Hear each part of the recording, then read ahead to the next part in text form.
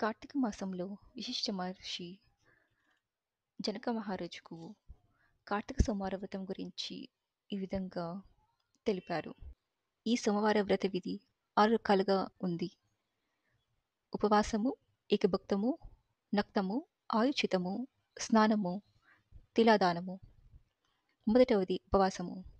శక్తిగల వాళ్ళు కార్తీక సోమవారం నాడు పగలంతా ఉపవాసముండి సాయంత్రము శివాభిషేకము చేసి నక్షత్ర దర్శనాంతరము తులసి తీర్థము మాత్రమే తీసుకోవాలి. రెండవది ఏకభుక్తము. సాధ్యం కాని వాళ్ళు ఉదయం స్నాన దాన జపాలను యథావిధిగా చేసుకుని మధ్యాహ్నము భోజనం చేసి రాత్రి భోజనానికి బదులుగా తులసి తీర్థము తీసుకోవాలి. నక్తము.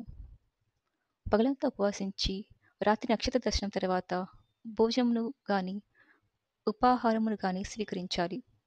ఆయుచితము.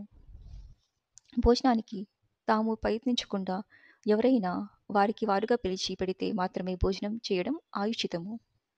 స్నానము.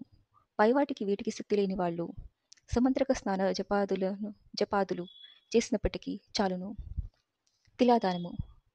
మంత్ర జప విధులు కూడా తెలియని వాళ్ళు కార్తీక సోమవారం నాడు నువ్వులను దానం చేసినా సరిపోతుంది. ధన్యవాదాలు.